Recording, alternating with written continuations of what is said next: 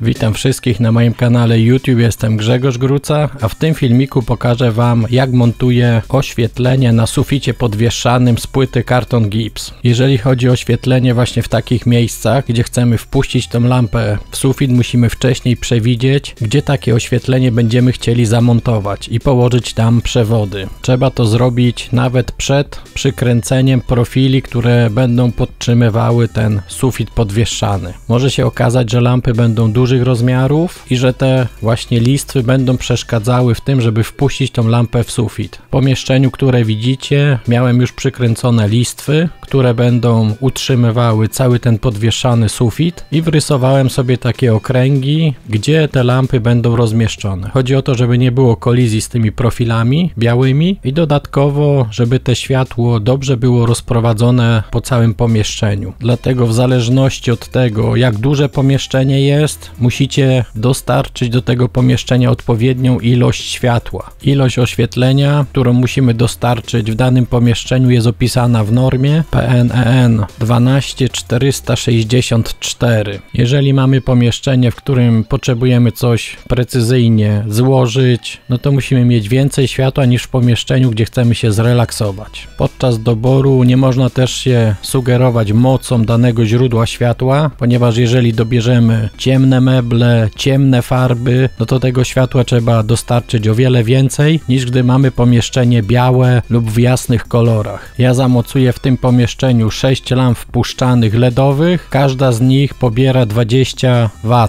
I tutaj uwaga, w pomieszczeniach takich jak łazienka, no to musimy instalować oświetlenie przynajmniej IP44 i wyższe. Nie w każdym miejscu można zainstalować urządzenie elektryczne w łazience, dlatego do instalacji elektrycznej, czy to w łazience, czy w innych pomieszczeniach, musicie wynająć projektanta, który dobrze zaprojektuje taką instalację elektryczną w domu, czy w mieszkaniu i dodatkowo zatrudnić instalatora z odpowiednimi uprawnieniami, który Wam dobrze podłączy te wszystkie elementy w instalacji elektrycznej. Podczas pracy właśnie z taką instalacją odłączam prąd. Warto też ostrzec wszystkich domowników, że takie prace odbywają się, żeby ktoś nie poszedł i sobie tych korków nie załączył z powrotem. Najlepiej jest wyłączyć bezpiecznik, zamknąć na klucz dostęp do tych bezpieczników i to znacznie zwiększa bezpieczeństwo podczas właśnie podłączania oświetlenia. 3 przełączniki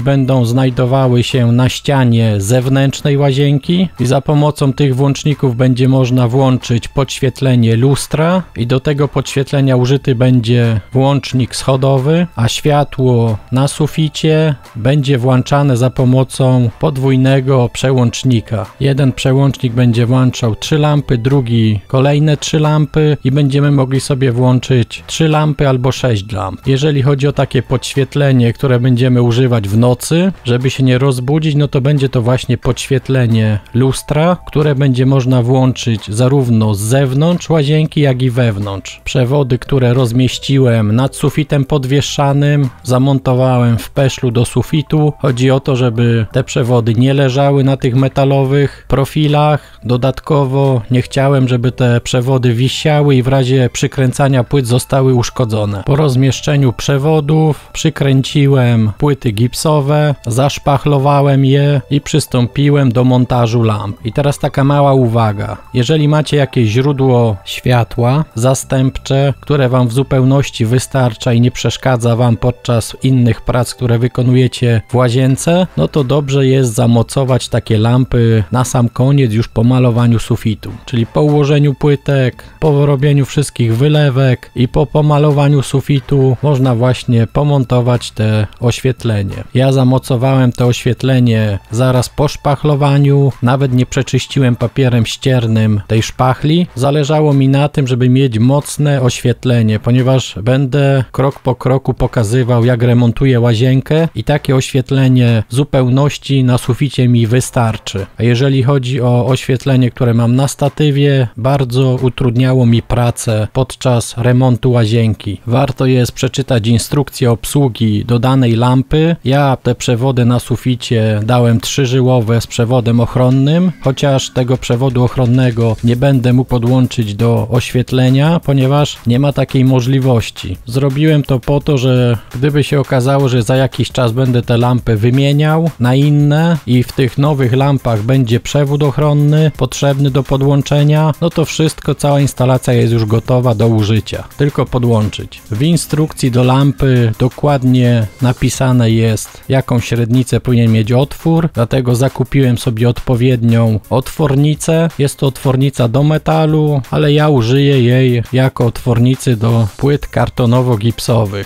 Do tak dużej otwornicy trzeba mieć odpowiedni sprzęt. Ja użyłem wkrętarki i powiem, do tej mojej wkrętarki ta otwornica była o dużo za duża, ale dałem radę wykonać te 6 otworów, ryzykując uszkodzenie wkrętarki. Po wykonaniu otworów zacząłem montaż lampy, lampa po lampie. Do podłączenia lampy użyłem złączek Wago, które są w stanie zarówno przewody z rdzeniem z drutu, jak i z linką połączyć. I tutaj ważne jest, żeby robić to lampa po lampie, ponieważ wtedy wystarczą Wam potrójne styki do każdego przewodu. Ściągnąłem izolację białą, ściągnąłem z każdego przewodu odpowiednią długość izolacji, tak żeby pasowała do tej złączki, którą zakupiłem. Po podłączeniu lampy wsuwałem ją w otwór, który wykonałem wcześniej. Tego typu lampy posiadają takie specjalne ramiona, które są dociskane w dół za pomocą sprężyny. Musimy te ramiona odgiąć do góry, wsunąć w otwór, który wcześniej wykonaliśmy. Sprężyna dociśnie te ramiona od góry, co dość stabilnie zamocuje tą lampę